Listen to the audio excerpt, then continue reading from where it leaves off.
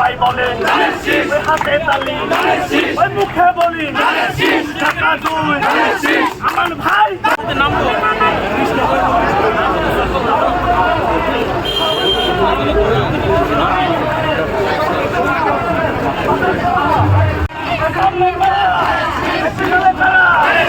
সবাই বলে ওই টাকায় দেখো ওই এবার যাবে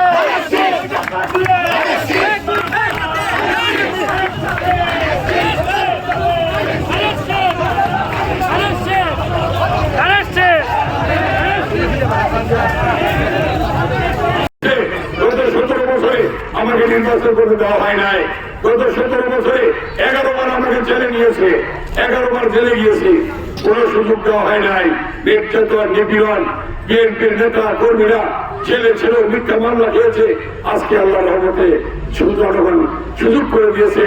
আপনার জানেন ইলিয়াস আলী গুম হয়েছে, চৌধুরী আলম গুম হয়েছে, সুমন গুম হয়েছে, হাজার হাজার ছাত্র জনতা রক্ত দিয়েছে, তারা শহীদ হয়েছে তাদের রক্ত বিনিময়ে। তারেক রহমানের নেতৃত্বে আন্দোলনের মধ্য দিয়ে আজকে জনগণের ভোটাধিকার প্রতিষ্ঠা হয়েছে। আজকে আমি আপনার কাছে জিজ্ঞেস করতে চাই, আমি আজকে গণসংযোগে বেরিয়েছি এই বাস্তা ইউনিয়নে এবং বিভিন্ন গ্রাম ঘুরে আসলাম, আরো অনেক গ্রাম ঘুরতে হবে, নদীর ওই পার পর্যন্ত যাইতে হবে, চরকন্দুলিয়া সহ। অতএব সময় নেই, আমি শুধু একটু বলবো, গণতন্ত্রে ফিরে আসতে হলে নির্বাচনের বিকল্প নেই।